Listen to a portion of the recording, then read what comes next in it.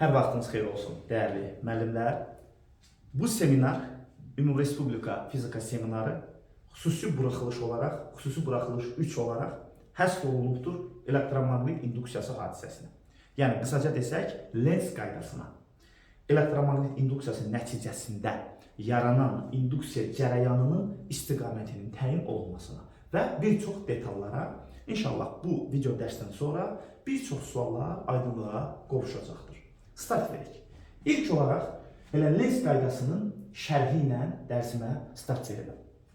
Yadda saxlayın. Diqqətlə bu cümləyə qulaq asın. Lenz qaydası nəyi təyin edir? Lenz qaydası yaranan induksiya cərəyanının istiqamətini təyin edir. Yaranan induksiya cərəyanının istiqaməti. İnduksiya cərəyanı hansı hadisə nəticəsində yaranır? Nəyin nəticəsində yaranır? Elektromaqnit induksiyası hadisəsi nəticəsində. Və elektromaqnit induksiyası hadisəsinin bir neçə təzahürü var. Maqniti yaxınlaşdırıb uzaqlaşdıra bilərik. Düzdürmü? Düzdür. Naqili maqnit sahəsində hərəkət elətdirə bilərik. Dövrədə açarı açıb qapıya bilərik və s. Bunlara bir-bir baxacağım, sırayla baxacağım. Əsas odur ki, elektromaqnit induksiyası hadisəsi baş versin, nəticədə induksiya cərəyanı yaransın və Lenz həmin yaranan induksiya cərəyanının istiqamətini təyin edir. Bütövlükdə isə, qısa olaraq desək, maqnit selinin dəyişməsi nəticəsində, F-nin dəyişməsi nəticəsində yaranan induksiya cərəyanının istiqamətini təyin etməklə məşğul olacaq. Getdik müəllimlər.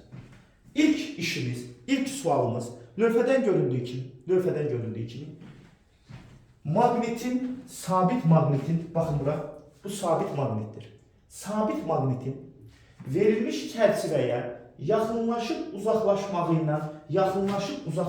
ilə bağlı olaraq çərçivədə yaranan induksiya cərəyanının istiqamətini təyin olunmasıdır. Deməli, birinci işimiz nədir? Sabit maqnit çərçivəyə yaxınlaşıb uzaqlaşır. Bu yolla, bu üsulla F, yəni maqnit seli dəyişir və maqnit selinin dəyişməsi nəticəsində çərçivədə induksiya cərəyanı yaranır. İndi biz bu induksiya cərəyanının istiqamətini təyin edirik. Yəni Lenz qaydasına əsas. Addım 1. Çərçivəyə yaxınlaşan və ya uzaqlaşan maqnitin ilk öncə maqnitin özünün, yəni bax bu yaxınlaşıb uzaqlaşan maqnitin özünün sahəsinin, maqnit sahəsinin B vektorunu təyin etmək lazımdır. Deməli 1 yazırsınız. İlk öncə çərçivə qalıb hələ, çərçivəni saxlat.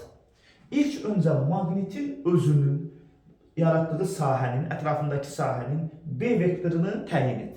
Aydın məsələdir ki, N-dən çıxır, S-ə daxil olur. N-dən çıxır, S-ə daxil olur. Mən burada yazmışam ki, çərçivəyə yaxın ucdakini götür. Fərq etməz. İstəyirsən bu çərçivəyə yaxın olan N qütbünə bax, şimal qütbünə bax. İstəyirsən çərçivədən uzaq olan S qütbünə bax. İstənilən halda N-dən xaric olur, S-ə isə daxil olur. Yəni bu da sağa yönəlir, bu da sağa yönəlir. İkisi də tamamilə eynidir. Odur, burada qütbün əhəmiyyəti yoxdur. Yəni N-dən çıxır, S-ə daxil olur. Buna da baxsam B vektoru sağa yönəlir, çünki çıxır. Buna da baxsam B vektoru sağa yönəlir, çünki daxil olur. Yəni ya N-ə, ya S-ə baxmağın burada heç bir əhəmiyyəti yoxdur. Əsas odur ki, biz maqnitin, sabit maqnitin çərçivənin yox, çərçivə hələ gözləyir. Sabit maqnitin ətrafındakı sahənin B vektorunun istiqamətini təyin edək. Aydındır ki, B vektoru N-dən çıxır, sağa yönəlmişdir. Bu 1. Tapdıq. 2. Təyin et görün, yaxınlaşırmı, yoxsa uzaqlaşırmı? Bu ikinci addımdır. Deməli, birinci addım nə idi? Həmin maqnitin, o sabit maqnitin ətrafındakı maqnit sahəsinin B vektorunu təyin etmək. O da belədir. N-dən çıxır, S-ə daxil olur. Altından xətt. İkinci. Soruş görüm, araşdır görüm, oxu görüm. Maqnit sarğaca yaxınlaşır, yoxsa uzaqlaşır? Bu çox önəmlidir. Onu da iki şeydən bilmək olar. Ya bu ifadə yazılıbsa, delta fi bölünsün, delta t böyükdür 0. Böyük 0 nə deməkdir? Müsbət. Deməli yaxınlaşır. Sel artır. Və yaxud ox işarəsi ilə, məsələn, belə bir ox qoyub, burada yazır V. Hə, bu V nə deməkdir? Yəni, maqnit yavaş-yavaş nə edir? Bizim çərçivəmizə yaxınlaşır. Ya V ilə, ya delta fi bölünsün delta t böyükdür sıfırla, yəni bu oxla, bundan bilmək olur ki, yaxınlaşır. Düzdürmü? Düzdür. Mən bu testlərdə, bu suallarda elə böyükdür sıfır yazmışam, yaxınlaşır deməkdir. Kiçikdir sıfır yazmışam, uzaqlaşır deməkdir. Böyükdür sıfır yazmışam, yaxınlaşır deməkdir. Yəni sel artır. Yaxınlaşanda sel artır. Kiçikdir sıfır yazmışam, uzaqlaşır demək. Yaxşı. Müəllim, təyin etdik ki, ya yaxınlaşır, ya uzaqlaşır. İndi onu bir-bir araşdıracağım, addım-addım deyəcək. Tamam, bunu da təyin etdik. Yaxınlaşır, uzaqlaşırı da bildik. Növbəti addım əsas addımdır. Yaxınlaşırsa, maqnit və çərçivə bir-birinə yaxınlaşırsa, çərçivədəki cərəyanın ətrafında yaranan B vektoru, çərçivədəki cərəyanın, orada cərəyan yaradaraq induksiya cərəyanı, bu cərəyanın maqnit sahəsinin B vektoru, bu birisi B vektoruna əks olur. Bir dənə bu məqamı yadda saxlayın. Yaxınlaşanda, burada müəllimlər 2 B vektoru var. Bir dənə bunu bilsəz, inanın ki, bundan sonraki məsələlər belə hamar-hamar gedəcək. Bir bu maqnitin B vektoru var. Bu sabit maqnitin sahəsinin B vektoru var, maqnit sahəsinin B vektoru. Bir də çərçivədəki cərəyanın öz ətrafında yaratdığı maqnit sahəsi B vektoru var. İndi 2 B vektoru bir-birinə necə münasibətdədir? Onu da kim təyin edir? Yaxınlaşıb uzaqlaşmaq. Əgər yaxınlaşırsa, bir-birinə yaxınlaşırlarsa, o zaman B ştrixlə B, yəni bunun B-si ilə bunun B-si, çərçivənin B vektoru ilə maqnitin B vektoru bir-birinə əks yönəlir. Yox, uzaqlaşırsa, çərçivənin B vektoru ilə maqnitin B vektoru bir-birinə eyni istiqamətdə yönəlir. Bax, bu cümlə Lens qaydasıdır. Yəni, Lens qaydasından alınan bir nəticədir. Lens deyir ki, yaranan cərəyanın maqnit sahəsi, onu yaradan səbəbin maqnit sahəsinə əks çıxış edir. Yəni, yaxınlaşarkən istəmir yaxınlaşmağın, əks yönəlir, uzaqlaşarkən istəmir uzaqlaşmağın eyni yönəlir, onu sanki özünə dartır. Bunu bildik. İndi gəlin bir addım ataq. Standart olaraq proses belədir, mərhələ belədir. 1. Tapacaqsan, sabit maqnitin özünün B vektorunu tapdın, istiqamətini. 2. Baxacaqsan, yaxınlaşır yoxsa uzaqlaşır. 3. Yaxınlaşırsa, 2 B vektoru bir-birinə əks, uzaqlaşırsa, 2 B vektoru bir-biri ilə eyni istiqamətdə yönəlir. Elə isə getdik. Bir-bir şəkillərlə izah edəcəm. Rahim müəllim, birinci sual, birinci şəkil. Burada nə biləcəksiniz ki, yaxınlaşır yoxsa uzaqlaşır? Bu işarədən böyükdür sıfır. Deməli, yaxınlaşır. İlk öncə, addım 1. Gəlin addım-addım gedək. Addım 1. Maqnitin B vektoru. Maqnitin B vektoru şimaldan çıxır və ya cənuba daxil olur. İkisi də eynidir. Maqnitin B vektorunu tapdıq. Gözəl. İkinci addım. Yaxınlaşır yoxsa uzaqlaşır? Yaxınlaşır. Yaxınlaşırsa 2 B vektoru bir-birinə əks istiqamətdədir. O zaman müəllim, bunun B vektoru, maqnitin B vektoru sağadır. Onda çərçivədəki cərəyanın ətrafında yaranan maqnit sahəsinin B vektoru soladır. Yəni bu 2 B vektoru bir-birinə əks yönəlir. Qısa olaraq deyəcəm, maqnitin B vektoru, çərçivənin B vektoru. Maqnitin B vektoru, çərçivənin B vektoru. Qısa olaraq deyəcəm. Deməli, yaxınlaşırsa 2 dənə B vektoru əks yönəlir.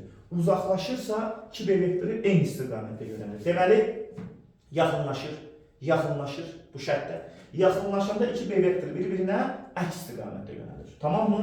B vektorları əks yönəldi mi? İndi sən Sağ-yevli burğu qaydası ilə, bundan əvvəlki dərslərdə dediyim, sağ-yevli burğu qaydası ilə baş barmağı, sağ əlin baş barmağını bu çərçivənin B vektoru üzrə yerləşdir. Çərçivənin B vektoru üzrə yerləşdir. Çərçivənin B vektoru üzrə yerləşdirdinmi, o zaman 4 barmağın fırlanması, 4 barmağın bükülmə istiqaməti, 4 barmağın bükülmə istiqaməti, baxın, 4 barmağın bükülmə istiqaməti, bax bu baş barmaq, B' vektoruna, çərçivənin B vektoruna uyğun yerləşdirilir və 4 barmağın bükülmə istiqaməti, fırlanma istiqaməti nəyi göstərir? Çərçivədəki induksiya cərəyanını göstərir. Deməli, verilmiş çərçivədə induksiya cərəyanı saat əqrəbinin əksi istiqamətində yaranmışdır. Və yaxud, indi şəklin 3D olduğu nəzərə alsaq, göstərilən istiqamətdə yaranmışdır. Tamam. İndi keçək, bu olsun birinci sual. İndi keçək ikinci sual. İkinci sualda, bax bu kiçikdir 0, bu kiçikdir 0. Deməkdir ki, maqnit çərçivədən uzaqlaşır. Yaxşı, uzaqlaşır. İstəyirsiniz burada qısa olaraq yazaq ki, yaxınlaşır. Bu yaxınlaşır. Burada isə kiçikdir 0. Deməli uzaqlaşır. Deməli uzaqlaşır. Yaxşı, getdik addım-addım. 1. Tap görün, maqnitin B vektoru necə yönəlir? N-dən xaric olur. Müəllim, maqnitin B vektoru sağa doğru yönəlir. Razı. Tap görün, uzaqlaşır mı, yaxınlaşır mı? Uzaqlaşır.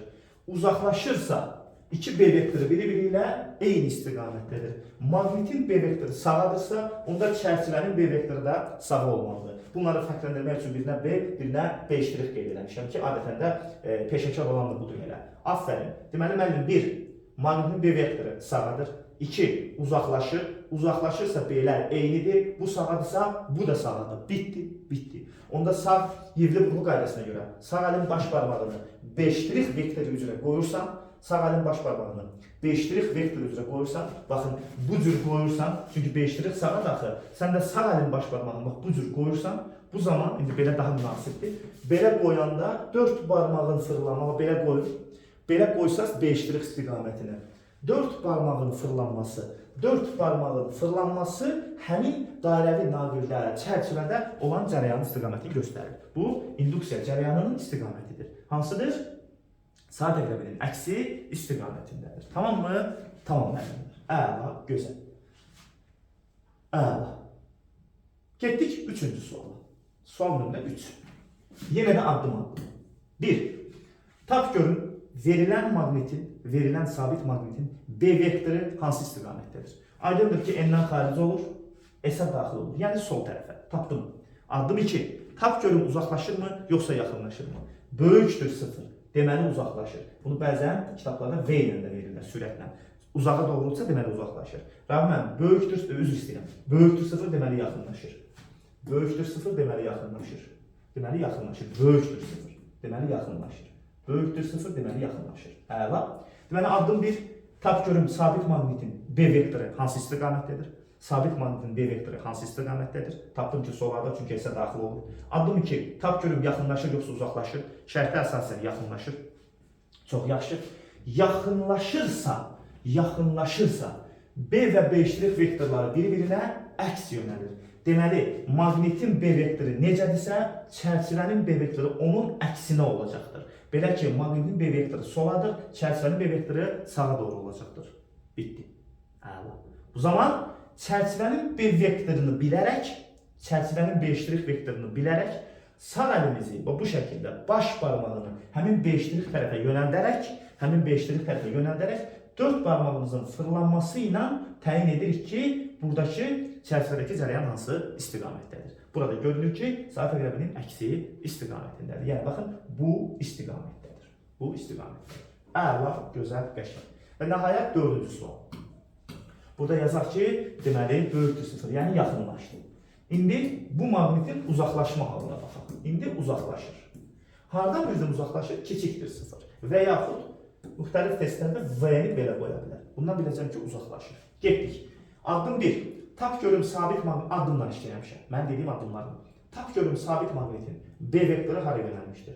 S-ə daxil olur, sola yönəlmişdir. Addım 2. Uzaqlaşanda 2B eyni yönəlir. Yaxınlaşanda 2 dənə B əks yönəlir. Uzaqlaşanda 2B vektoru eyni istiqamətdə yönəlir. Bu soladırsa, bu da sola olur. Onda çərçivənin B vektorunu bilərək baş barmağımızı həmin istiqamətə qoyuruq. Baş barmağı, sağ əlin baş barmağını B ştrix, yəni çərçivənin B vektoru istiqamətinə qoysaq, o zaman 4 barmağımız nə olacaqdır? Yenə də şəkildə göstərilən istiqamətdə olacaqdır. Bu, induksiya cərəyanının istiqamətidir. 4 fərqli nümunədə bunu sizə göstərmiş oldum. Bir də qısa 1. Maqnitin özünün B vektorunu təyin edirsən. 2. Yaxınlaşıb uzaqlaşmanı araşdırırsan, dəqiqləşdirirsən. Yaxınlaşırsa çərçivənin B-si maqnitin B-sinə əks, uzaqlaşırsa bu iki B vektoru bir-biri ilə eyni istiqamətdədir. Və üçüncü, B' vektoruna, yəni buna əsasən çərçivənin B vektorunu tapandan sonra bükülmüş 4 barmaqla sağ əlin baş barmağını B' tərəfə qoyursan və bükülmə istiqaməti həmin o naqildəki, həmin o çərçivədəki induksiya cərəyanı istiqamətini bizə ifadə edir. Vəssalam. İndi eyni tipli, eyni məsələni biraz başqa şəkil formatında göstərmək istəyirəm. Fərqli bir, belə deyək ki, nümunələr üzərində göstərmək istəyirəm. Diqqətlə birinci şəklə baxın.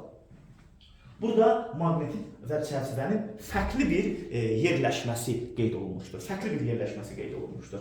Baxın müəllimlər, yenə eyni fizika, eyni iş aparılacaqdır. Belə ki, bir maqnet var, bir çərçivə var.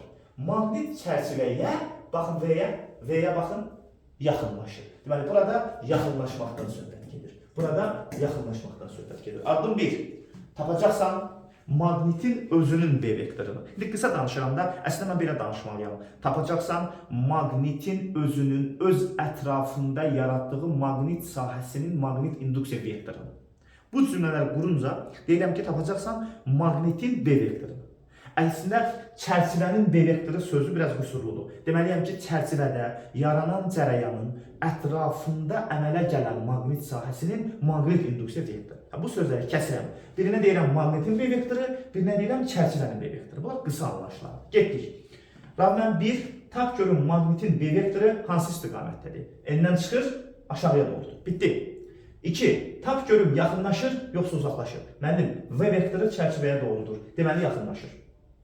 Yaxınlaşırsa B vektorları əks yönəlir. O zaman yaxınlaşdığı üçün, baxın, biraz keçib şəkil çəkmişəm aşağıdan. Yəni, sanki yaxınlaşıb, sanki içinə doğru gedir. Əla. Yaxınlaşanda 2 B vektoru bir-birinə necə yönəlir? 2 B vektoru bir-birinə əks istiqamətdə yönəlir. Əla. Deməli, B aşağıdırsa, onda B' yuxarı olacaqdır. Bitdi. Və B' əsasən bu çərçivədə yaranan induksiya cərəyanının istiqamətini tapacaqsan. Necə tapacaqsan? B' baş barmağı göstərəcəkdir. B' baş barmağı göstərəcəkdir. Və 4 barmağın bükülməsi, bax belə. B' baş barmaq üzrə olmalıdır. B' baş barmaq üzrə olmalıdır. 4 barmağın bükülməsi, bükülməsi induksiya cərəyanı istiqamətini göstərəcəkdir. Və yaxud belə də olar. Onun fərqi yoxdur. O tərəfə duranda elə, bu tərəfə dursan, B' baş barmaq üzrə yönəlir. Daha dəqiq desək, baş barmaq B' üzrə yönəlir. O zaman 4 barmağın bükülməsi, elə bir şey təbii şəkildə barmaqlarını qıra bilməsən ki, 4 barmağın təbii bükülməsi sağ yivli burğu qaydasına görə nəyi göstərir? İnduksiya cərəyanının istiqamətini. Bax, cərəyan belə yönəlir. Sanki 4 barmağın bükülmə istiqamətində. Belə, dediklərimi qısa olaraq burada qeyd etmişəm. İndi ikinci suala baxaq. Yenə də müəllim hiss edirik ki, yaxınlaşır. Onda addımdan gedək. 1. Maqnetin özünün B vektorunu təyin edər. S-ə daxil olur. Təyin etdik müəllim, yuxarıyadır. Çox gözəl. 2. Tap görüm yaxınlaşır, uzaqlaşır. Şəklə əsasən aşağıda, yəni yaxınlaşır. Yaxınlaşanda nə dedik? 2 B vektoru bir-birinə əks yönəlir. O zaman S-ə daxil olur. Maqnitdəki B vektoru yuxarıdır. Onda çərçivənin B vektoru əks olmalıdır. Yəni üzü aşağı olmalıdır. Onda sağ əlini bu şəkildə yerləşdirəcəksən. Baş barmaq olmalıdır bu çərçivənin B' vektoru istiqamətində. Əgər sağ əlinizin baş barmağını çərçivənin B' vektoru istiqamətində qoyarsınızsa, sizin 4 barmağınızın bükülmə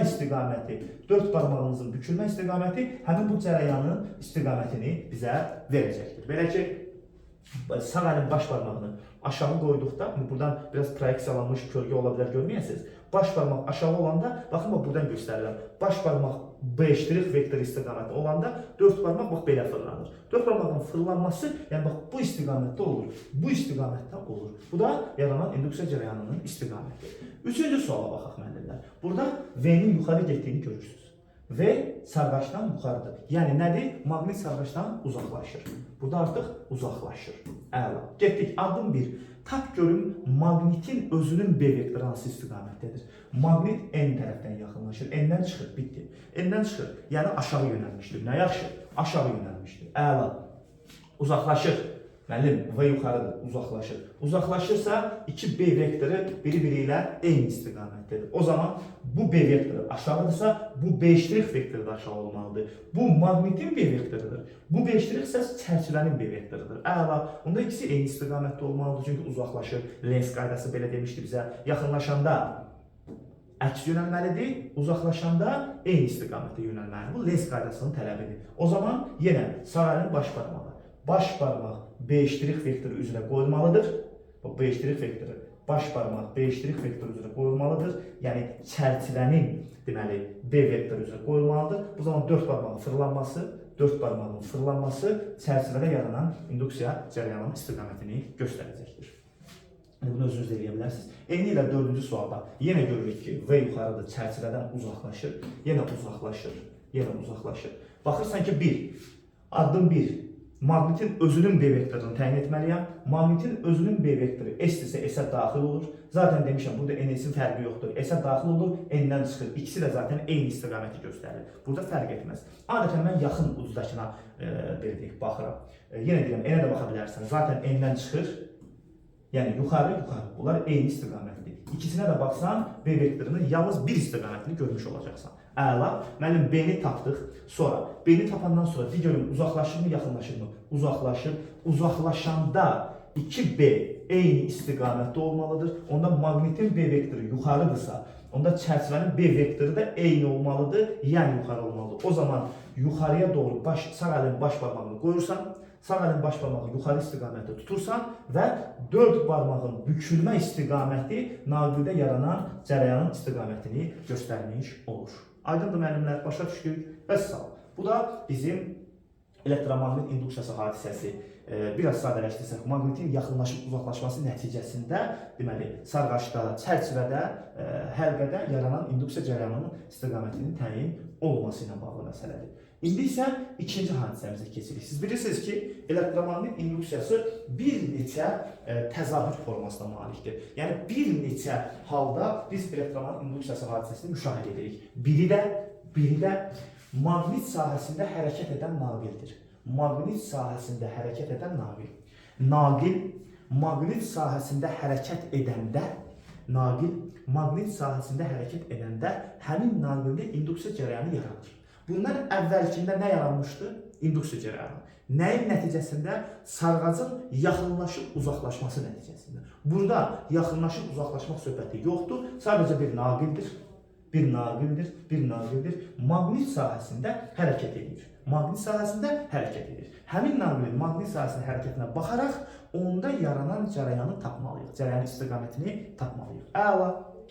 Metod nədir? Metod təxminən Amper və Lorentz qüvvələrinin istiqamətlərini taparkən tətbiq etdiyimiz sol əl qaydasına əsaslanır. Gəlin bir oxşatma eləyək, amma burada artıq sağ əl qaydasından istifadə olunmalıdır. Bu sol əl qaydası deyil, bu sağ əl qaydasıdır. Qayda belədir.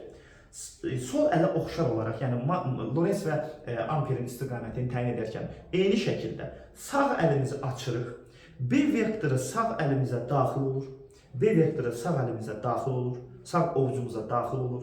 Baş barmaq V-ni, baş barmaq sürəti göstərərkən 4 barmaq yaranan induksiya cərəyanını göstərir. Gəlin bir-bir tətbiq edək. Tələsməyin. Siz mənim ancaq sağ əlimə baxın. Yəni bütövlükdə məni görməyə bilərsiniz. Sağ əlimə baxsaz kifayətdir bunları anlamağa. Mənim nöqtə bizə doğru gələn ox deməkdir. Sanki sizə bir ox atıblar, B vektoru. Siz bu oxu qarşıladınız. Nə gözəl, qarşıladınız. Oxu qarşıladınız. Və yaxud qısaca abituriyent üsulu, mən həmişə uşaqlara deyirəm ki, nöqtəyə qapaz. X-də gördüm, mənim açıqda. Bunu bir dəfəlik konkretləşdirək. Nöqtəni qarşıladım. B vektoru ovucuma daxil oldu. Baş barmaq V-ni göstərir. Yəni naqilin maqnit sahəsindəki sürət vektorunu göstərir. Əgər baş barmaq V-ni, yəni sürət vektorunu göstərərsə, bu zaman 4 barmaq hara yönəlir? 4 barmaq induksiya cərəyanını göstərir. 4 barmaq induksiya cərəyanını göstərir. Deməli, Rabbim müəllim, fikir verin bir daha. Bir yerdə bunu eləyək müəllimlər. Biraz da istəsiniz böyüdüm. Deməli, birinci suala baxırıq. Yəni, onları nömrələyək. Sual 1, sual 2, sual 3, sual 4. Digərlərini nömrələyəcəm. B vektoru əlimə daxil olur, ovucuma daxil olur.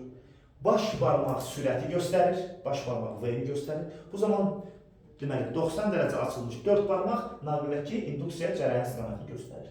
İnduksiya cərəyanı sağa doğrudur. Keçək bu şəklə. X, onda sizdən gəlir B vektoru. Əlimi açıram ki, B vektorunu ovucuma daxil edeyim. Baş barmaq V-ni göstərir. Baş barmaq V-ni göstərir.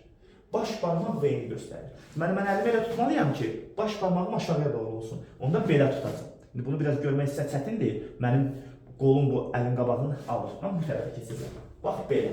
Deməli, X-ə görə əlimi belə tutdum. Baş barmaq, baş barmağa baxın. V-ni göstərdi, yəni naqilin hərəkət sürətini göstərdi. Bu zaman 90 dərəcə açılmış 4 barmaq naqildəki induksiya cərəyanının istiqamətini göstərmiş oldu. Bax belə, bax belə. Bu istiqamət. Əla. Keçək 3-cü suala. Yenə də B vektoru ovucuma daxil olmalıdır.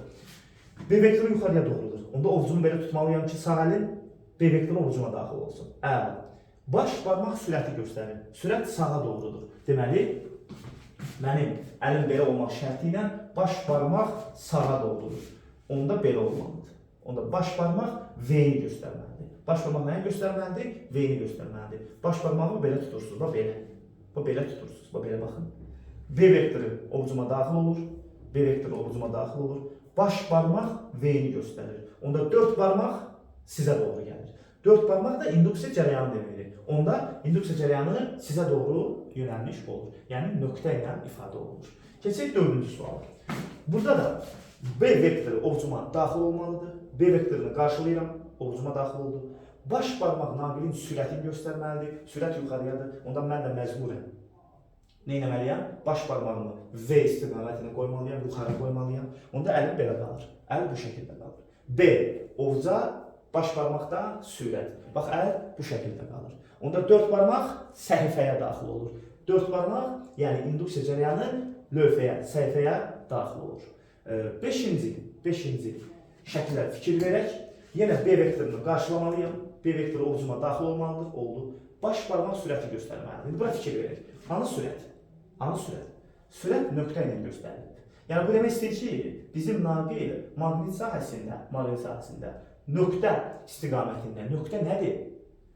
Nöqtə nədir? Səhifədən bizə doğru. Yəni, naqilimiz sanki belə hərəkət edir. Sizə doğru, bizə doğru gəlir. O zaman baş barmaqda naqilin o bizə doğru gələn hərəkəti istiqamətində qoyulmalıdır.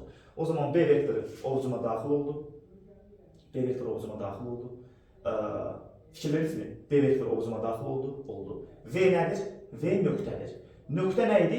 Bizə doğru gəlir. Onda V nöqtə olduğu üçün baş barmaq həmin nöqtəni göstərəcəkdir. Avtomatik 4 barmaq hara yönəlir? 4 barmaq yuxarı yönəlir. İnduksiya cərəyanı yuxarıdır. Burada aşağı yazılıb, lakin yuxarı olmalıdır. İnduksiya cərəyanı yuxarı olmalıdır. Bir də eləyirik. B vektoru ovucumuza daxil oldu. Baş barmaq naqilin hərəkət sürətini göstərir. Sürət nöqtədir. Nöqtə yəni sizə doğru gəlir, bizə doğru gəlir. Baş barmağı da özümüzə tərəf qoysaq, 4 barmaq yuxarı olur. Yəni, naqildəki cərəyanın istiqaməti yuxarı yönəlmişdir. Və keçirik 6-cı şəklimizə. Yenə oxşar bir məntiqdir. B vektoru ovucumuza daxil olmalıdır. B vektorunu qarşıladıq. Sürət x-dir. X nədir? Bizdən şəkil müstəvisinə. Onda biz əlimizi elə qoymalıyıq ki, B vektoru ovucumuza daxil olsun. Oldu. Sürət baş barmaqdır. Baş barmaq x-dir. X nədir? Səhifəyə daxil olur. Onda baş barmaq daxil olmalıdır. Baş barmaq daxil olanda 4 barmaq hara yönəlir? Sağa yönəlir. Vəssalam. İnduksiya cərəyanı da burada naqil boyunca sağ tərəfə yönəlmişdir. Belə dəyərli müəllimlər. Bu da bizim maqnit sahəsində hərəkət zamanı nəyin tapılması? İnduksiya cərəyanının sağ əl qaydası ilə tapılması. Sağ əl qaydası ilə tapılması. Sağ əl qaydası ilə nə olunması? Tapılması. Əla. İndi gözəl bir məqama toxunacaq. Burada deyir ki, induksiya cərəyanı axan zaman, yəni naqil maqnit sahəsində hərəkət edən zaman, onda induksiya cərəyanı yaranır. Bu zaman naqilin uclarında yığılan yüklərin işarəsini təyin. Yəni, təyin edin görün, naqilin uclarında hansı yüklər yığılacaqdır. Baxın, dəyərli müəllimlər, burada bir neçə məqam var. Onlara toxunacaq.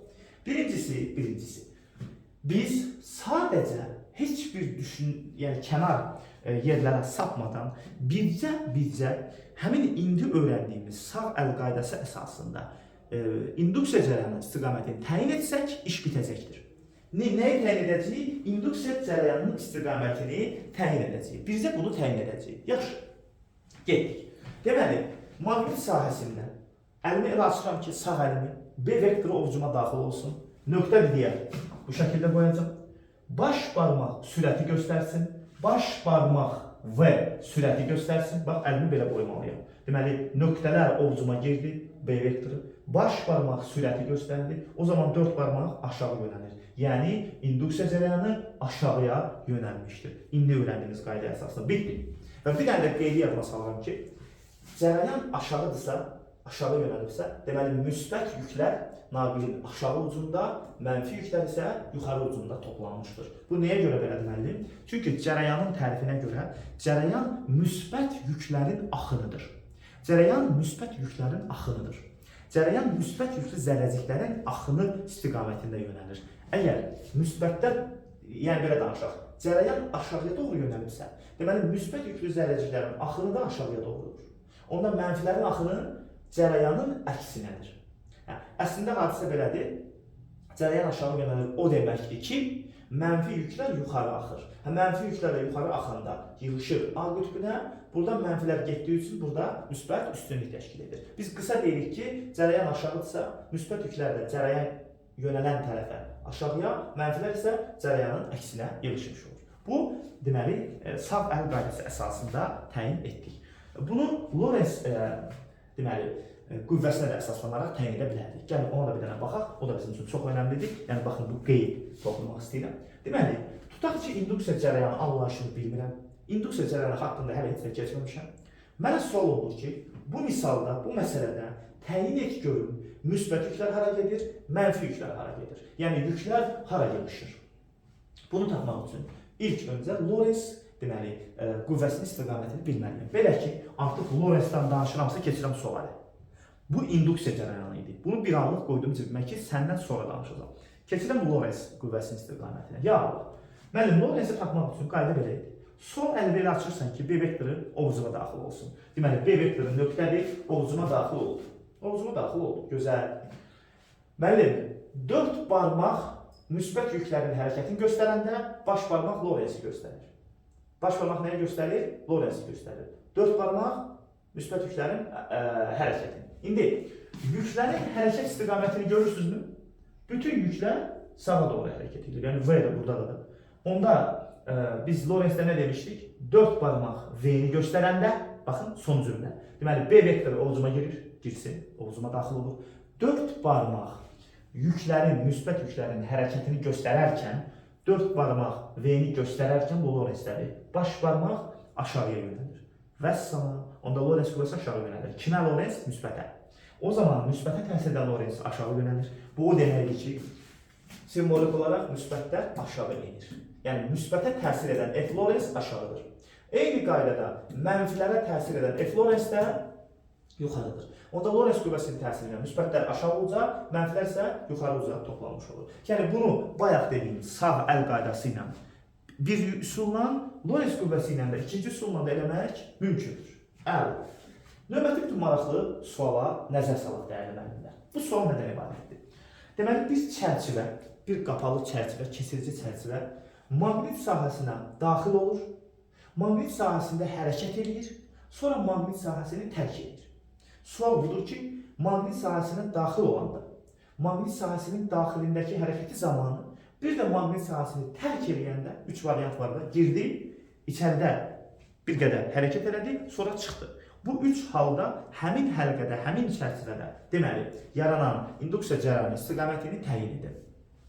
Burada birinci iş nədir? Daxil olmaq. Tamam, daxil olur. Biz bayaq bir cümlə işlətmişdik. Yaxınlaşanda əks, yaxınlaşanda əks, yaxınlaşanda əks, uzaqlaşanda eyni. Yaxınlaşanda nə edir maqnit seli?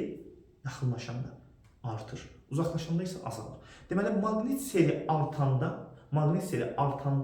əks, maqnit seli azalanda isə eyni. Bu Lenz qaydası. Deməli, çərçivə, verilmiş çərçivə indi maqnit sahəsinə daxil olur. Daxil olur, belə deyək. Dırnaq arası yaxınlaşır.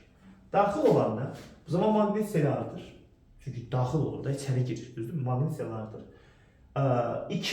İki B vektoru biri-birinə əks yönəlir. Elə bunu bilsək kifayətdir. Daxil olanda maqnit seli artır, iki dənə B vektoru biri-birinə əks yönəlir. Sual, hansı iki B vektoru? Mənim buradakı maqnit yoxdur, bayaqki kimi NS. NS olmasın, maqnit sahəsi var. İki B vektoru dediyim, biri ana sahənin B vektorudur. Bax, bu B vektorudur. Bax, bu nöqtə. Biri isə çərçivənin özündəki B vektorudur. Yəni, çərçivədən keçən induksiya cərəyanının yaratdığı B vektorudur. Yaratdığı maqnit sahəsinin B vektorudur. Deməli, yadda saxlayırıq. Əgər daxil oluramsa, iki B vektoru biri-birinə əks yönəlir. Xaric oluramsa, çıxıramsa, tərk edirəmsə, çıxıramsa sahədən, iki B vektoru eyni istiqamətdə yönəlir. Bunu biləndən sonra məsələ oldu, gün kimi aydın. Gəlirik bura. Mənim birincidə V göstərir ki, bu çərçivə maqnit sahəsinə daxil olur. Əla. Daxil olanda iki B vektoru bir-birinə əks yönəlir. Daxil olanda iki B vektoru bir-birinə əks yönəlir. Onda zaten ana B vektorunu bilirsən, ana sahənin B vektorunu bilirsən, nöqtədir. Onda daxil olanda əks yönəlirsə, onda çərçivədəki B vektoru nöqtənin əksinə, yəni X olacaqdır. Bitdi. Baş barmağı bu X üzrə qoysam, qayda var idi, dairəvi naqildə, çərçivədə yaranan cərəyanı tapmaq üçün baş barmağı neyləmək lazımdır? B vektoru istiqamətində qoymaq lazımdır. Sağ-yürü qaydası. O zaman baş barmağını B vektoru istiqamətində qoysam, dört barmağın fırlanması, baxın, baş barmağımızı qoyuruq düz B vektoru istiqamətinə, bunun əksinə, çünki daxil olanda ikisi əks yönəlir. Ana sahə nöqtə idi. Onda onun əksinə olaraq bunun özünün sahəsi X olacaq. B vektoru X olacaq. Əlimi X kimi qoysam, dört barmağın fırlanmasına baxın. Bax, bu istiqamətində olacaqdır. Yəni, sadə görə istiqamətində olacaqdır. Əla. Keçirik indi tərk etmək. Sahədən çıxmaq, sahədən xaric olmaq. Xaric olanda, tərk edəndə eyni istiqamətdə yönəlir. İki B vektoru eyni istiqamətdə yönəlir. Bir B vektoru ana B vektorudur. Ana sahənin B vektorudur. Bir B vektoru da bunun özünün yaratdığı sahənin B vektorudur. Dedik ki, tərk edəndə, xaric olanda iki B vektoru eyni istiqamətdə olmalıdır. Onda bu nöqtədirsə, ana sahə nöqtədirsə, ana sahə nöqtədirsə, bunun özünün yaratdığı sahədə nöqtə olmalıdır. Vəssalam. Onda baş barmaq, sağ əlin baş barmağı nöqtəni göstərərkən, nöqtə üzrə yönələrkən, dört barmağın bükülmə istiqaməti naqildəki induksiya cərəyanı istiqamətini göstərəcəkdir. Onda bu baş barmağı göstərsə, dört barmaq nəyi göstərəcəkdir? İnduksiya cərəyanının istiqamətini göstərəcəkdir. Və qaldı bir dənə sahənin daxilinə hərəkət edəndə. Sahəyə girəndə sel artır. Sahədən çıxanda sel azalır. Girəndə artır, çıxanda azalır. Yəni, həm girəndə induksiya hadisəsi baş verir, induksiya cərəyanı yaranır, həm də çıxanda. Bəs tamamilə sahənin daxilində olanda, bərabər sürətlə hərəkət edəndə sel dəyişmir. Sahənin daxilində bərabər sürətlə hərəkətdə sel dəyişmirsə, onda induksiya cərəyanı da yaranmır. Bir qaldı sahənin daxilində dəyişən sürətli hərəkət. Sahənin daxilində dəyişən sürətli hərəkət edəndə sel yaranır. O barədə inşallah digər seminarımızda danışacağıq. Əsas burada bərabər sürətli hərəkətdə sahənin daxilində sel dəyişmir. Sel dəyişmirsə, induksiya cərəyanı da yaranmır. Burada sıfır, yəni yaranmır. Bərabər sürətli hərəkətdən söhbət gedir. Əla. Çox gözəl. İndi nəhayət növbəti qayda öz-özünə induksiyaya bağlıdır. Bir dənə gəlin bugünkü dərsimizin beynimizdə xəritəsini quraq. Mən danışdım birinci, maqnit çərçivəyə yaxınlaşdı, uzaqlaşdı. Bu bir. İkinci, naqil maqnit sahəsində hərəkət elədi. Bu iki. Və üçüncü, öz-özünə induksiya hadisəsi. Elə hadisənin özündən bəllidir ki, öz-özünə induksiya hadisəsində hər şey dövrənin özündə baş verir. Kənara ehtiyac yoxdur. Qıraqdan bir şeyin gəlməsinə ehtiyac yoxdur. Dövrənin özündə nə edə bilərsən? Məsələn, reostat varsa, reostatın sürgüsünü sola, sağa sürüşdürə bilərsən. Açar varsa, açarı açıb bağlaya bilərsən. Bu, təbii ki, bilgiləri bilirsiniz. Bugünkü işimiz onun nəyə ilə bağlıdır? Onun deməli, oradakı istiqamətlə bağlıdır. Bir dənə şeyi yadda saxlayaq. Əsas nədir? Əsas fiinin, bütün bu bölmə buna bağlıdır. Fi, yəni maqnit selinin artması bir də F-nin azalması ilə bağlıdır. Yəni biz bu iki işi axtarırıq. F artdı mı, azaldı mı? Baxın, bunun başqa ifadələri var. Məsələn, dərsin əvvəlində dedik ki, yaxınlaşır, uzaqlaşır. Bu yaxınlaşmaq, uzaqlaşmaq feillər var. Yaxınlaşarkən nə olur? Sel artır. Uzaqlaşarkən sel azalır. Yəni yaxınlaşmaq, uzaqlaşmaq əslində selin artması və selin azalması deməkdir. Anlaşıldı mı? Sonra biraz növbəti mərhələ nə dedik? Dedik ki, sahəyə daxil olur, sahədən xaric olur, sahəni tərk edir. Sahəyə daxil olanda sel artır, sahədən xaric olanda sel azalır. Yəni sizə müxtəlif növ tapşırıqlar verilsə də, necə ki, kvadrat tənliyi həlləmək üçün bir dənə metod var, bir dənə yol var. Fərqli kvadrat tənliklər verilə bilər. Amma bir dənə üsul var onu həll etmək üçün. Fizikada da belədir. Ay yaxınlaşdı, ay uzaqlaşdı. Ay nə bilim qapadım, ay açdım. Ay artırdım, ay azaltdım. Ay daxil elədim, ay xaric elədim. Bunların hamısını yığ bir cümləyə.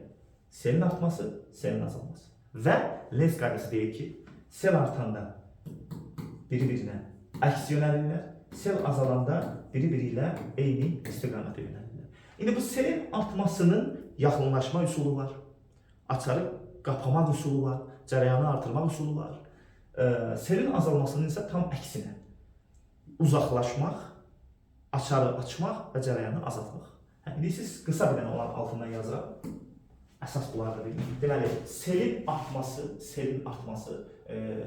hansı hallarda özünü bizə göstərir? Sel nə zaman artır? Deməli, sel nə zaman artır? 1. Uzaqlaşanda. O birinci hal. Bir, uzaqlaşanda. Maqnit sərraşanı inirdi, uzaqlaşır. 2.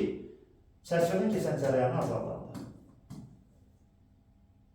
Bir, azalanda. Və nəhayət 3. Açarı artmadan danışıram. Artmadan danışıramsa tam tərsinə. Artmadan danışıramsa tam tərsinə. Tam tərsinə. Rahat olmayın, burada bizə də vaxtımız gedəcək. Artmadan danışıram. 1. Yaxınlaşdıranda. Qısa yazıram, yaxınlaşdıranda. 2. Cərəyanı artıranda. Cərəyanı artıranda. 3. Açarı qapayanda. Açar qapananda. Bu 3 hadisə, bu 3 feil, bu 3 hərəkəti gördün, anla ki, fi artır. Fi artanda ikisi bir-birinə əks yönəlir. Tam bunun tərsi. Fe'nin azalması. Hansı ki, fi azalanda iki maqnit sahəsi biri-biri ilə eyni istiqamətdə yönəlir. Buna da aid edə bilərəm. 3 əsas işi. 1. Uzaqlaşdırırsan maqniti sərraşdan. 2. Ne edirsən? İğni artırmışsansa iğni azalt, cərəyanı azalt. 3. Açarı aç. Dövrədəki açarı aç. Bəs. Yəni bu feilləri tanıyıb buna uyğun addım atmaq lazımdır. Yaxınlaşmaq, artmaq, açarı qapamaq. Bunlar baş verəndə fi artır. Fi artandakı maqnit bir-birinin əksinə yönəlir. Uzaqlaşmaq, azaltmaq, açarı açmaq. Bunlar olanda fi azalır. Fi azalanda iki maqnit sahəsi bir-birindən eyni istiqamətdə yönəlir. İki B vektoru bir-birindən eyni istiqamətdə yönəlir. Məsələ bu qədər bəsitdir. İndi öz-özünə induksiya hadisəsində müəllim bunu necə tətbiq edəcək? Çox rahat. Məsələn, açardan söhbət gedir. Sual verəcək ki, açarı qapadım. Qapadım. Açarı qapadım. Açarı qapamısan, onda seli artırmısan. Çünki cərəyan hərdən yüksəlir.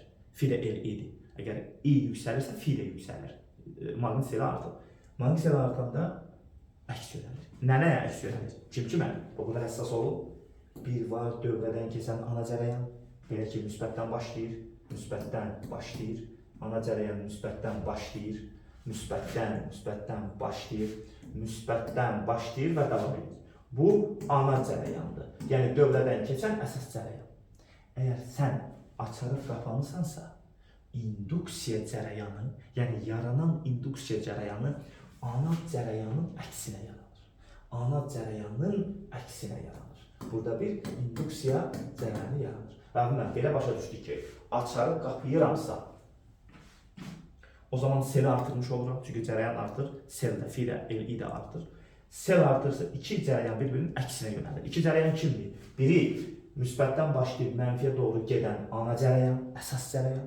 Biri isə bu cərəyanın əksinə yönələn induksiya cərəyanı. Əksinə yönələn induksiya cərəyanı. O da biz düstur yazarkən, yəni bunu buradan yazıb, belə yazılır ki, dövrədə epsilon yekun, yəni dövrədə yaranan yekun eheqi bərabərdir epsilon 0, yəni tutaq ki, bu epsilon 0 olsun.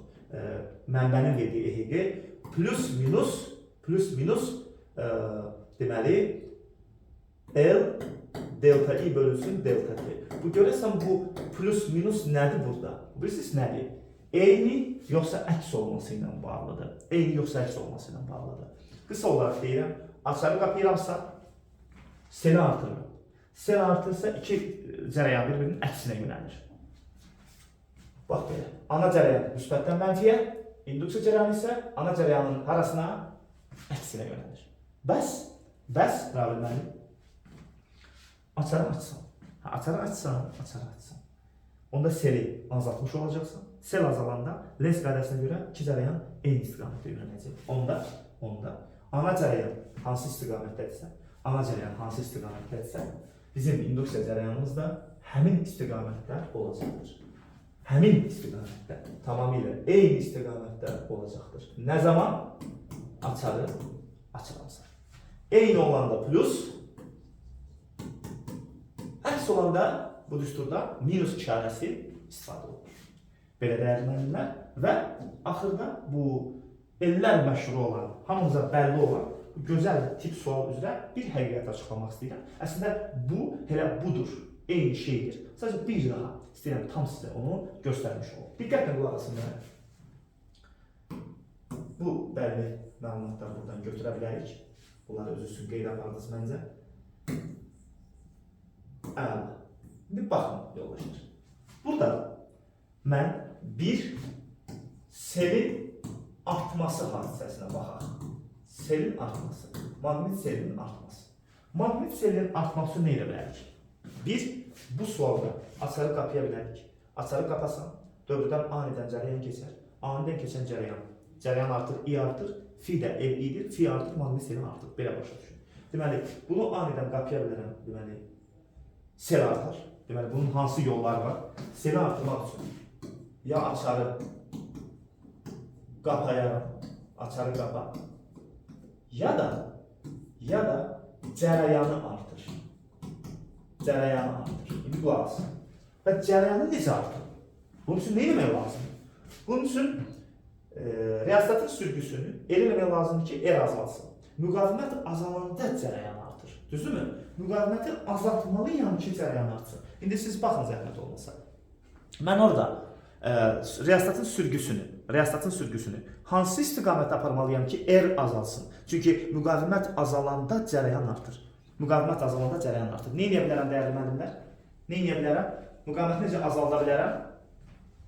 Riyaziyyatın sürgüsünü sola sürüşdürəcəm. Bunu ayrıca danışmışıq da, düzdür. Müsbətdən gəlirsən, buradan keçirsən. Deməli, riyaziyyatın sürgüsünü sola hərəkət etdirsək, sol tərəfə hərəkət etdirsək, nə baş verəcək burada? Burada müqavimət azalacaqdır. Müqavimət nə olacaqdır? Müqavimət azalacaqdır. Müqavimət azalsa cərəyan artacaqdır. Deməli, mötərizədə yazıram ki, sürgünü sola hərəkət etdirir. İndi gözəl. Bu iki hadisə nədir? Yəni, ya açarı qapadım, ya da cərəyanı artırdım. Sürgünü sola hərəkət etmək şərti ilə. Bu zaman sel artdı. Gözəl. Sel artanda iki dənə cərəyan I və I iştirik, yəni induksiya bir-birinə əks yönəlir. Sel artanda iki cərəyan bir-birinə əks yönəlir. İndi diqqət. Bu ana cərəyandır. Bu ana cərəyandır. Bu da induksiya cərəyanıdır. Onlar bir-birinə əks yönəlir. Deməli, sən birinci ana cərəyanı tanı ki, sonra induksiya cərəyanını, ana cərəyanının əksinə yönəlir. Ana cərəyanı tanımaq da asandır. Müsbətdən başlayır, gəlir. Müsbətdən başlayır, bu şəkildə davam edir. Deməli, ana cərəyanımız bu qırmızı oxlar istiqamətindədir. Ana cərəyan bu istiqamətdədirsə, bu üsullarla seli artırmışamsa, onda induksiya cərəyanı ana cərəyanının əksinə yönəlib. Onda induksiya cərəyanı ana cərəyanın əksinə yönəlib. əksinə yönəlibdir.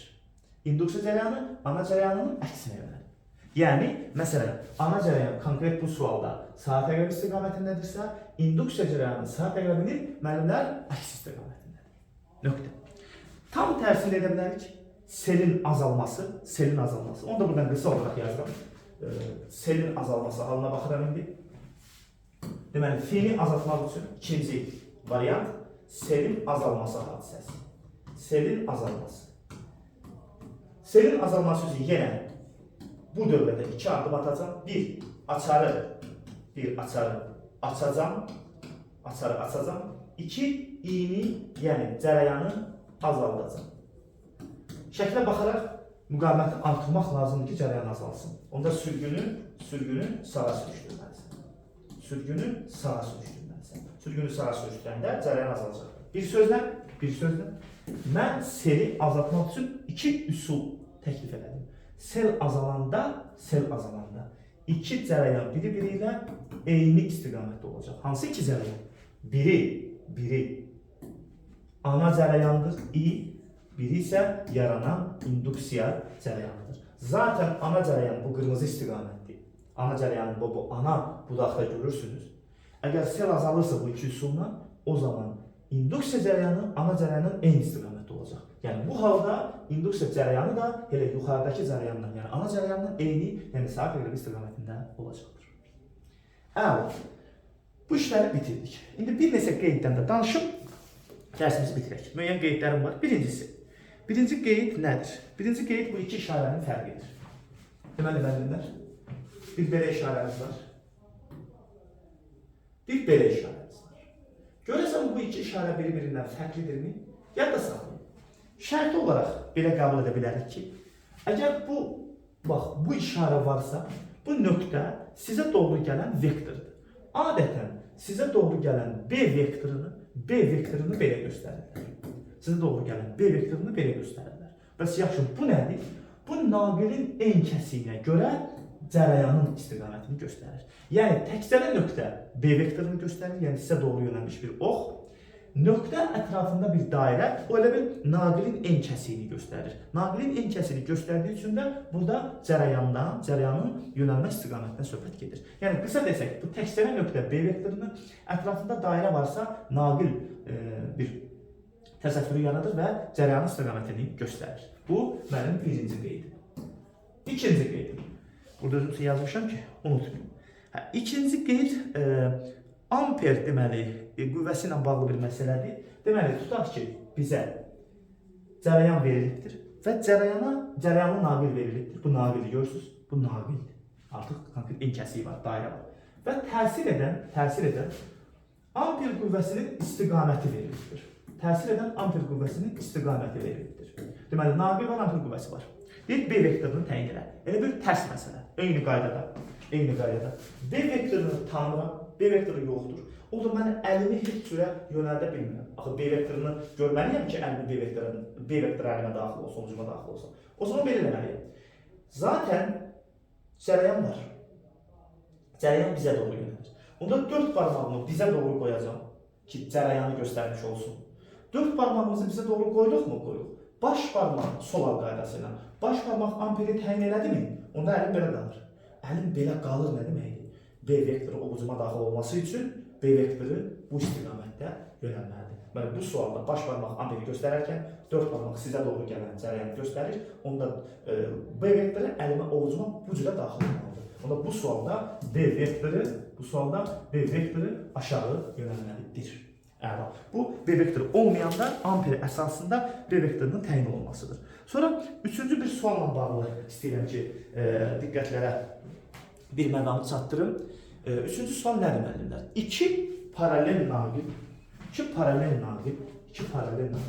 Biz belə yadda saxlamışıq ki, iki paralel naqildən eyni istiqamətdə cərəyan keçərkən bu I1 cərəyanıdır, bu da I2 cərəyanıdır. İki paralel naqilin eyni istiqamətdə cərəyan keçərkən onlar bir-birini neyinir? Onlar bir-birini cəzb edir. Sual niyə? Bu hansı qaydadır? Amperdirmi? Lorenzdirmi? Bəli, amperdir. Amma necə? Nə üçün iki eyni istiqamətdə axan cərəyan bir-birini cəzb edir? Məsələ budur. Baxın həqiqətə. Bir naqil öz ətrafında maqnit sahəsi yaradır. Və bu naqilin ətrafında yaranan maqnit sahəsində ikinci naqil yerləşir. İndi gəlin görün nə üçün bunlar birbirini cəzb edir. Deməli, naqilin sağı x-dir, sol tərəfində nöqtədir. Mənə nöqtə maraqlı deyil, çünki nöqtə bu tərəfdədir, mənə x maraqlıdır. Deməli, bu naqilin sağı x-dir və x sahəsində, yəni x nə idi? Bizdən şəkil müstəvisə perpendikulyar. Bu sahədə ikinci bir naqil yerləşir. İkinci bir naqil yerləşir. Düzdürmü? Bu x, bunun x-i daha i1'in sağ tərəfidir. İndi x-in içində bir i2 var. İndi gəlin i2-yə təsir edən Lorentz qüvvəsinin istiqamətini təyin edək. Çox rahatdır. 4 barmaq naqildən keçən cərəyan istiqamətində. Əlimi bu şəkildə qoyuram x-ə görə. Baş barmaq sola. Deməli, buna təsir edən amper qüvvəsi sol tərəfə yönəlmişdir. Eyni ilə bunun sahəsində, artıq nöqtə olacaqdır, çünki bunun solundadır. Bunun sahəsində buna təsir edən amper qüvvəsini tapsaz, buna təsir edən amper qüvvəsi sağa doğru yönələcəkdir. Deməli, bir-birlərinə doğru yönələn amper qüvvəsi onları bir-birlərinə neyini cəzb elətdirir, bir-birlərinə sevk edir. Eyni ilə, əgər iki naqildən keçən cərəyan əks yönəlirsə, ta ki biri yuxarı axır, birində aşağı axır. I1, I2. Məsələn, indi gəlin buna təsir edəni tapaq. Ta ki bunun sağı x-dir, solu nöqtədir. Bu naqil bunun sağında yerləşir. Düzdürmü? Yəni cərəyan olaraq x-də yerləşir. O zaman bu naqilə təsir edən amper qüvvəsini təyin edək. X-ə doğru əlimi açıram. Uzadılmış 4 barmaq cərəyanı göstərir. Baş barmaq sola. Bilirsiniz nə deməkdir? O deməkdir ki, buna təsir edən amper qüvvəsi sola yönəlir. Bunun üçün eləsək, buna təsir edən amper qüvvəsi sağa yönələcək. Onda əks istiqamətdə axan cərəyanlar bir-birini itələyir. Eyni istiqamətdə axan cərəyanlar bir-birini cəzb edir. Sən demə, bu bir qayda yox, elə amper qüvvəsinin birbaşa olaraq tətbiqi ilişkiyə öyrənilirlər. Əla, gözəl. Bir neçə qeydim qaldı, onlar da inşallah sizlərə çatdırıb. Bilim ki, bu iş mükəmməl bir şəkildə həyata keçmiş olur. Dördüncü qeydim belədir. Deməli, bir naqil təsvir edək. Bu istiqamətdə cərəyan axır, I1 cərəyanından söhbət gedir.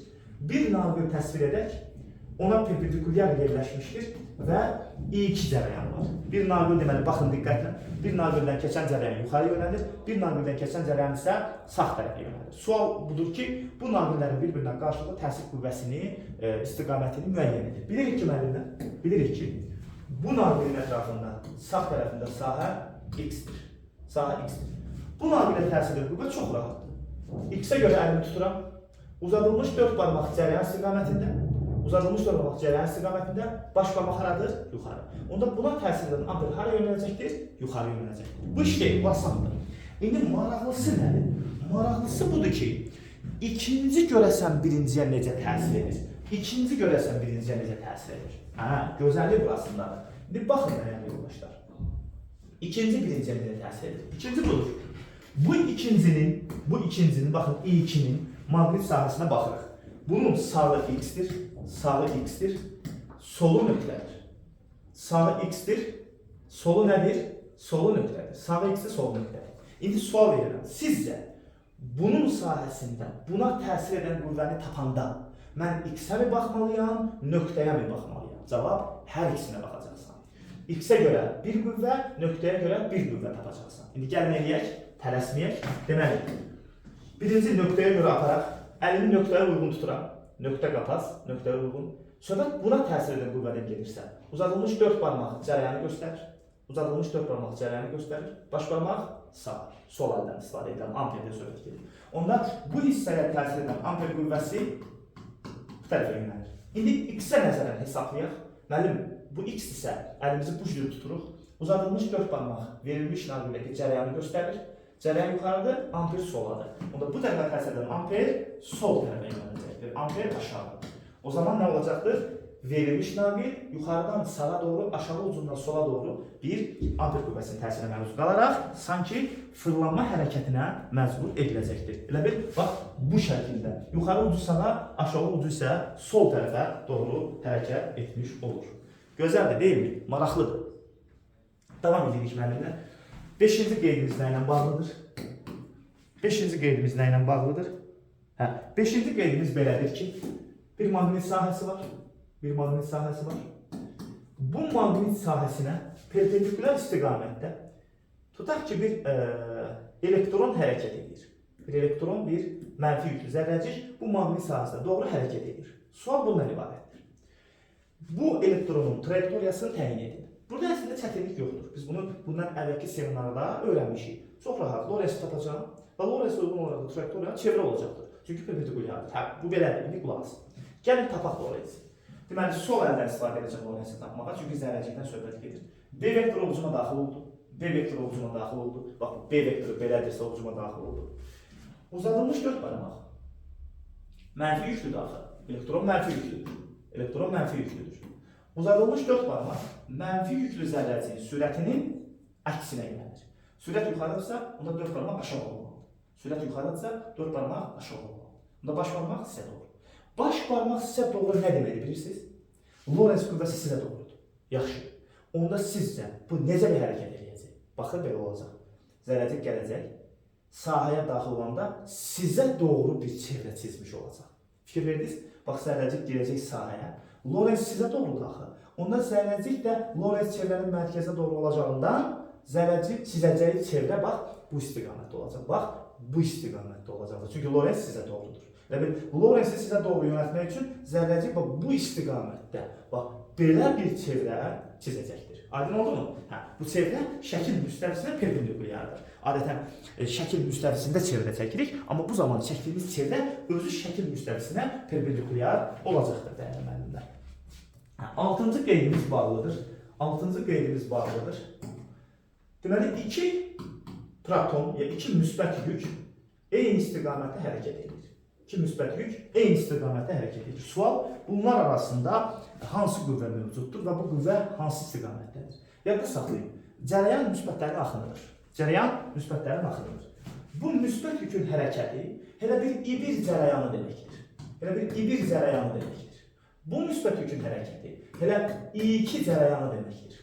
Zaten 2 eyni istiqamətli axan cərəyanın bir-birini cəzb etdiyini bilirik. Deməli, bu 2 cərəyan bir-birini cəzb edəcəkdir. Onda bu 2 proton da bir-birini nə edəcəkdir? Cəzb edəcəkdir. Yaxşı, sual bu şəkildə qoyulsaydı, bir müsbət yük bu istiqamətdə hərəkət edir, bunun yanından bir mənfi yük bu istiqamətdə hərəkət edir. Onda bunların arasındakı qarşılıqlı təsir necə olacaqdır? Müsbət yük cərəyandır. Müsbət yük cərəyandır. I1 cərəyanı. Mənfi yük isə cərəyanın əksidir. Cərəyan mənfi yükün əksidir. Onda burada bu mənfi yük, şəkil biraz aşağıdan çəkim. Deməli, burada müsbət yük cərəyandır. Bu I1 cərəyanı deməkdir. Mənfi yük isə cərəyan isə mənfinin əksinədir. Bunun yaratdığı cərəyan mənfi olduğu üçün yükün hərəkət istiqamətinin əksi götürülür. Onda müsbətə görə eyni, mənfiyə görə əks. Onda bir-birinə əks yönəlmiş 2 cərəyan bir-birini itələyəcəkdir. Onda bunlar bir-birini nə edəcəkdir? İtələyəcəkdir. Burada isə bir-birini nə edəcəkdir? Cəzb edəcəkdir. Bax, belə incə məqamlardan söhbət açdıq. Sonra gördüm burada nə yazmışam? Aha, bunu yazmışam, bunu qeyd eləmişəm, bunu dedik. 6 qeyddən danışmışam. 7-ci qeydim olubdur. Sağ əl yoxsa sağ yivli. 7-ci qeyd müəllimlər. 7-ci qeyddə sağ əl qaydası işlədirik. Sağ əl. Bir də sağ yivli vurğu qaydası deyirik. Bunlar eyni şeydir. Bir dənə yadda saxlayın. Sağ əl qaydası deyiləndə əl belə olmalıdır. Tam 90 dərəcə. Sağ əl qaydasında bükülmə yoxdur. Sağ əl qaydasında 4 barmağın bükülməsi yoxdur. Yəni, sağ əl qaydasında hər şey 90 dərəcəyə bağlıdır.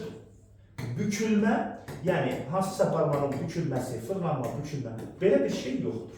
Sağ əl qaydası deyiləndə əl belə tutulmalıdır. Belə, ancaq bu şəkildə. Bu sağ əl qaydasıdır. Eləcə də sol əl. Bir də var, yivli vurğu qaydası. Orada artıq bükülmə var. Yəni, 4 barmağımız bükülür. Yəni, sağ əl qaydası, sağ yivli vurğu qaydası. Sağ əl qaydası, sağ yivli vurğu qaydası. Sol əl qaydası, sol yivli vurğu qaydası. Sol əl qaydası, sol livli vurğu qaydası. Yəni bükəndə əlimizi artıq bu yiv misalı, atvertka misalı olur yivli vurğu qaydası. Sadəcə əlimizi açıb işləyəndə olur sağ əl qaydası. O cümlələr seçərkən bunlara mütləq diqqət etmək lazımdır. Düşünürəm ki, müəllimlər, mən bu sualları sizin nəzərinizə çatdırdım. Sonda demək istəyirəm ki, mən bir müəlliməm. Bir insana, bir şəxsə. Mənim bacara biləcəyim məhdud sayda işlər var. Məhdud sayda gözəlliklər var. Mən o gözəllikləri sizlərlə bölüşürəm. Bacardığım elmi, bildiyim bilikləri sizlərə paylaşıram. Sizlər də əhatənizdə bu biliyi paylaşa bilsəniz, əhatənizlə, yanınızdakılarla, tələbələrinizlə, müəllim yoldaşlarınızla, ehtiyacı olan, kifayət qədər resurslara çata bilməyən müəllimlərlə paylaşa bilsəniz, hər kəsə tövsiyə edə bilsəniz, bu dərsləri, bu videoları bölüşə bilsəniz, mənim elədiyim, belə deyək, bu inqilabın, bu xidmətin bir növ carçısı, həmçinin də elə birbaşa icraçısı olmuş olacaqsınız. Bunu yadda saxlayın. Yaxşılıqlar, gözəl işlər, xoş addımlar kiçik qığılcım kimidir. Bir qığılcım bəsdir ki, böyük bir qövm, böyük bir insan, belə deyək, kütləsi artıq o qığılcımdan istifadə edib beyində şölələr yaratsın. Hər birinizi bir daha, belə deyək, bu gözəl imtahanlarda, belə imtahandan çıxandan sonra o üzünüzdəki o təbəssümün yüksəklərə, rezonanslara çıxması diləyinə bu dərsdə xudahafizləşirəm hər birinizdən. Təşəkkür edirəm bir daha.